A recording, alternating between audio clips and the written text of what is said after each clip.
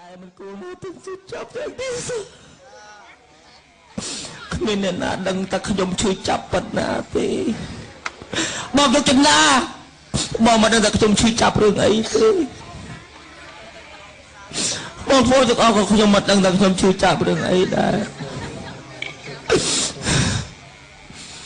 រឿងដែលគួរឲ្យយុទ្ធប្រយោគ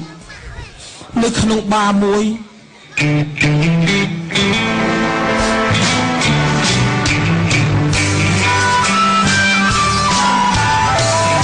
ញុំជិះម៉ូតូរត់ទៅផឹកស្រាមកដល់ពួរវ៉ាន់វីវ៉ាជាមួយនឹងជាមអាដាម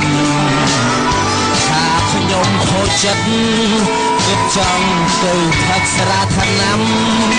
តែវ៉ាន់វីវ៉ាឲ្យចាំ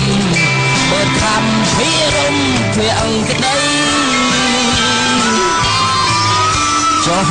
ពីម៉ូតូចូលមកដល់ក្នុងស្រាប់តែឃើញមន់គំឡុង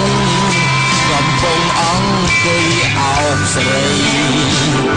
ខ្ញុំថាណែឡុងស្អែកនឹងឡើងរិញត្រូវវាយប្រយ័ត្នមិនបានទឹកទី3កុំសូវញ៉ែស្រីខ្លាំងពេកស្រាអស់5ធោក្លៀមគោអស់5ពីចានមិនដឹងស្មើបានបាយគ្នាលាចូលផ្ទះទេខ្ញុំមកតាមផ្លូវ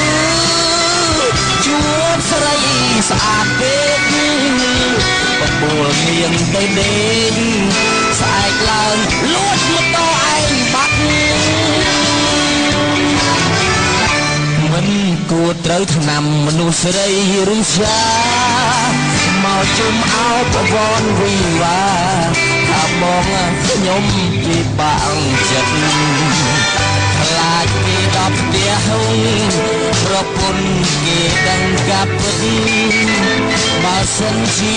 បងអាណិតឲ្យខ្ចីលុយ